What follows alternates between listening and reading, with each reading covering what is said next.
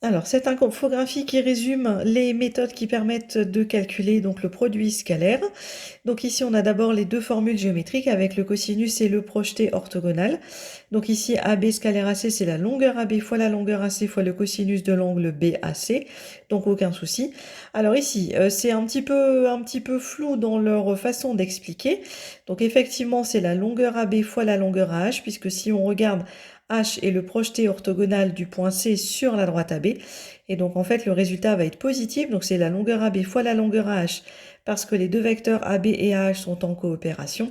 Mais par contre, si on avait eu, comme dans le cours, le vecteur AB et le vecteur AH en opposition, ici donc ce serait l'opposé, ce serait moins la longueur AB fois la longueur AH.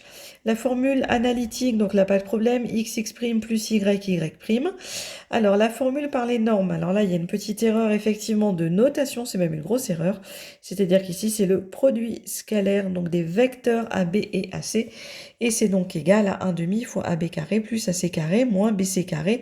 Donc là, on est bien sur des longueurs. Donc voilà la première erreur.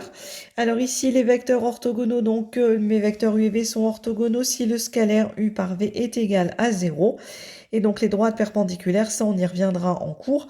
Donc en fait un vecteur directeur à la droite AB c'est le vecteur AB, un vecteur directeur à la droite CD c'est le vecteur CD, et donc les droites AB et CD sont perpendiculaires si les vecteurs directeurs respectifs, c'est-à-dire AB et CD, sont orthogonaux. Les coordonnées du vecteur AB, donc xb moins xa, yb moins yk.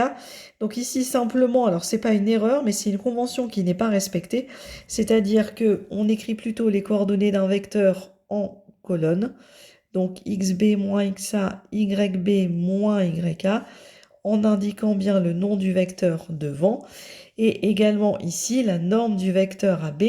Donc effectivement, si le vecteur AB a pour coordonnées x, y, la norme du vecteur AB est égale à la racine carrée de x carré plus y carré, on rappelle simplement les deux notations, la norme du vecteur AB qui est égale à la longueur AB et donc qui est égale à effectivement la racine carrée de x carré plus y carré.